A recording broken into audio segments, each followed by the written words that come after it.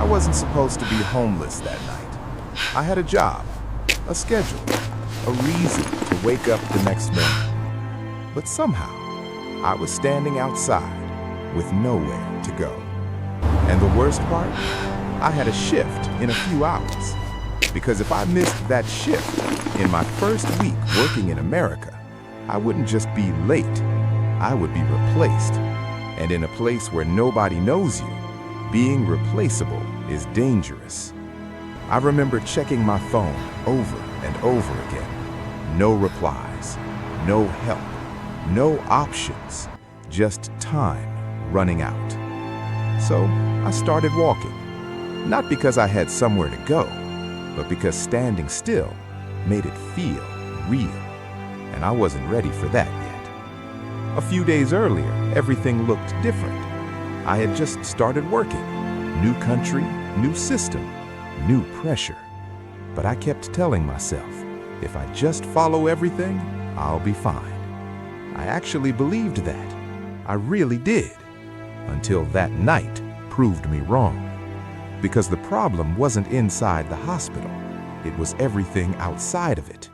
Rent, timing, one delay I thought I could fix. I didn't fix it. I ran out of time instead. And now I had to choose. Do I survive the night or risk losing the only opportunity I worked so hard for? Because in a few hours, I would have to walk into that hospital, smile, and act like everything was okay, even though it wasn't. I checked the time again. Every minute felt louder than the last. I started doing the math in my head. If I leave now, if I walk fast, if nothing else goes wrong, I might still make it. But everything had already gone wrong. The cold felt different now, not just outside, inside. That quiet panic, the kind that builds when you realize you're running out of options. I opened my phone again, scrolled, refreshed, waited. Nothing. And that's when it hit me. This is real. No backup plan. No, I'll fix it tomorrow.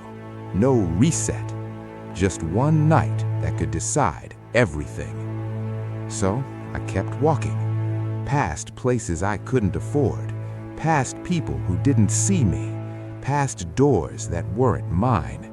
America didn't feel exciting anymore. It didn't feel new. It just felt indifferent. I finally found somewhere to sit. Not comfortable, not safe, but at least I stopped moving. I pulled my bag closer, held it tight, like it was the only thing I had left, because it was. And in a few hours, I still had to go to work. I thought about calling in, just one message. I can't make it today.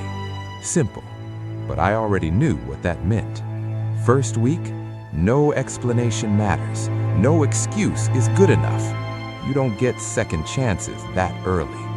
So I stayed, awake, watching the time. Every sound around me felt louder than the last. Every footstep closer than it should be, because I couldn't afford to relax. At some point, I stopped checking my phone, not because I didn't care, but because I already knew the answer. No one was coming. And for the first time since I got to America, I felt completely alone. Not just physically, mentally. I leaned back for a second, closed my eyes, then opened them immediately. No, I couldn't risk it. If I slept even for a moment, I could miss everything. And missing that shift, that was not an option. So I stayed awake, counting time in silence, letting the night stretch longer than it should, until finally the sky started changing, morning, and somehow I made it through the night. But the real test was just starting, because now I had to walk into work and pretend I was okay, even though I wasn't. By the time I got to the hospital, I hadn't slept at all. But you wouldn't know that by looking at me. Straight posture, calm face, controlled steps, because in that environment, how you look matters. I greeted everyone the same way. Good morning, small smile, normal, routine, even though nothing about me felt normal. My head felt heavy, not just tired, slow, like my thoughts were slightly behind everything. But I kept going, checking charts, following instructions, staying focused, or at least trying to. Because in nursing, almost focused isn't enough. Everything has to be exact, no guessing, no delay, no mistakes. A few hours into the shift, I was asked to prepare medication. Simple, something I had done before, something I knew.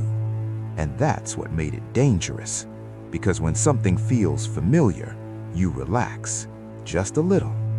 I picked it up, checked the label, looked at the chart. Everything looked fine, but something felt off. Not obvious, just a feeling. And for a second, I ignored it, because I was tired, because I wanted to move on. Because I didn't want to slow down. And that almost cost me everything. I paused just for a moment. Then I checked again, slower this time. And that's when I saw it. The dosage. It didn't match. Not by much, but enough. Enough to cause harm. Enough to raise questions. Enough to end everything before it even started. My heart started racing, not because of what almost happened, but because of how close I came. 1 second later, and I wouldn't have caught it. I fixed it immediately, corrected everything, finished the process. From the outside, nothing happened. No one noticed. But inside, everything changed, because in that moment, I understood something clearly. It wasn't just tiredness. It was everything from the night before. The stress, the fear, no sleep. It was affecting how I thought, how I worked, how I made decisions. And in this job, that's dangerous. I stepped away for a second, took a breath, tried to steady myself. But my hands, they weren't fully steady. And that scared me, because people depend on accuracy, on focus, on clarity. And for the first time, I questioned myself. Not my training, not my skill, but my condition. Was I okay enough to be here? I didn't have time to answer that. The shift didn't stop, so I kept going, carefully, slower, double-checking everything, because I couldn't afford another close call. But one thought stayed with me the whole time. If I don't fix my life outside this hospital, it's only a matter of time before something worse happens. By the end of the shift, I was still standing, but not the same. My mind kept replaying it, that moment, that pause, that 1 second, because I knew the truth. If I hadn't stopped, everything could have ended right there. And the scariest part? It wouldn't even look like a big mistake, just a small one, the kind people make when they're tired, when they're stressed, when they're not okay. And I wasn't okay. I stepped outside and just stood there, because I still didn't have anywhere to go. The job was still there, but my life outside it wasn't stable. And that hit harder than anything else, because surviving the night wasn't enough. I had to fix what caused it, or it would happen again. And next time, I might not catch it. So I stopped waiting. I started asking, calling again, explaining again, pushing through the discomfort, even when it felt embarrassing, because staying silent had already cost me enough. And slowly, something changed. Not all at once, just small things. A response, a lead, a temporary place. Not perfect, but enough. Enough to sleep, enough to think clearly, enough to show up properly. And that changed everything. Because when I came back to work, I wasn't just present. I was steady, focused, clear, like myself again. And for the first time, I felt in control. Not of everything, but of enough. And sometimes, that's all you need. Days turned into weeks. I adjusted, I learned, I got stronger. Until one day, I realized something quietly. I wasn't just surviving anymore. I had stabilized, and I didn't even notice when it happened. 30 days earlier, I was outside with nowhere to go. And now, I walk into that same hospital, not trying to prove I belong, but knowing I didn't quit when it mattered most. Because the truth is, it wasn't one big moment. It was small decisions, to stay, to show up, to try again when it was easier not to. And if there's one thing I learned, it's this. You don't lose everything at once. You lose it in small moments. When you stop trying, when you stop showing up, when you stop checking one more time. But you rebuild the same way, one decision at a time.